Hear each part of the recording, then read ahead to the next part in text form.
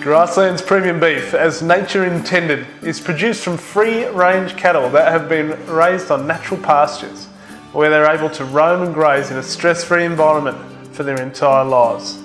All Grasslands premium beef is free of antibiotics and artificial hormones.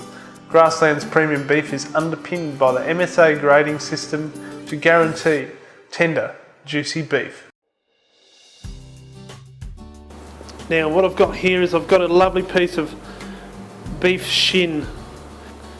Shin's also cut laterally as osso bucco, so same sort of cut. Shin's absolutely perfect for slow cooks, casseroles, stewing, and is particularly fantastic for this cut and the dish we're going to do.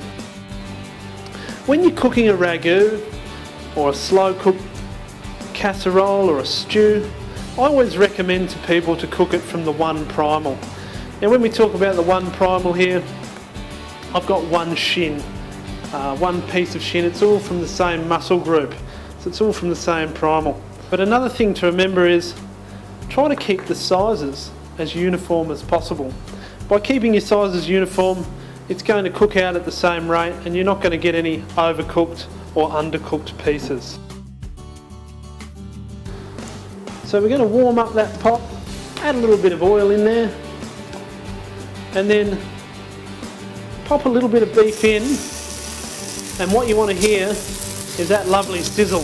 If it doesn't sizzle, your pot's not hot enough, best to take your meat out and start again, warming it up a bit. Alright, so it's sizzling away. Give it a good whack of cracked pepper in there, lovely. And we're going to give it a bit of sea salt flakes here as well. Now we're just going to move that beef around and sear it off nicely. What we're after is a lovely golden brown colour. Put a little bit more of that lovely Cockatoo Grove olive oil in there. I'm just going to get a couple of cloves of garlic and give them a bit of a knock and just fold them out of their skins like that. I'm just going to drop them in so that they can impart maximum flavour into this ragout. Next up we need some onion. Onion and garlic are what you might hear chefs refer to as their aromats for the dish. Just peel the skin off those. We're just going to cut them up a little bit rough and rustic. It's a nice one to get on during the day and have it cook away and make the house smell like casserole basically. We're also going to put in some chopped tomato. I've got some zucchini to go in there also. I'm just going to dice up fairly large.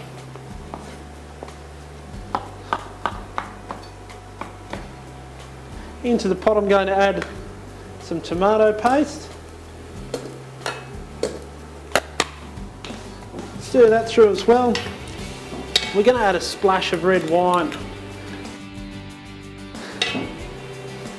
In with the vegetables. Bang them in there.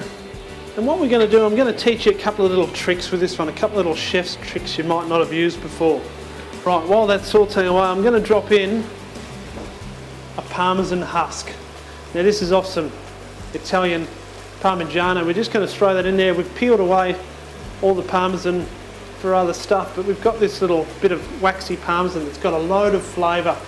We're just going to toss that in there and cook it out in the ragout, which is going to impart a lovely Parmesan-like flavour without really giving it a cheesiness. In with some crushed tomatoes, and that's going to form the body of the dish.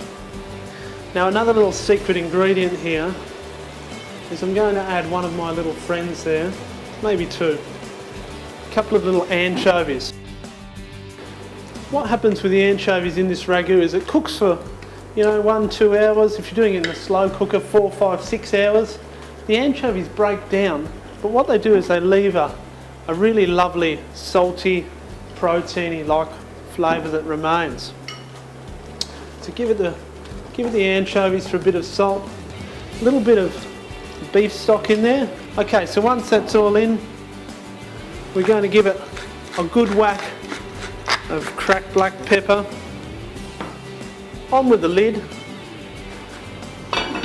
Set that down really low, and then we're going to cook that out for a couple of hours. Okay, so let's have a look and see how that beautiful ragu is shaping up. Smells awesome. Okay, that's looking terrific. And it smells great. What I'm going to do is just finish that off with some marinated olives. Give them a bit of a stir through. And then we'll just serve that up. You can serve it with some rice or some potatoes or mashed potatoes or anything you like really, but in this case I've just got some rice in there. Make sure you dig out the chunks. They're the best bits. Some olives on top. A chef wouldn't be a chef without a bit of green somewhere there. So there we've got a lovely Italian style beef ragu.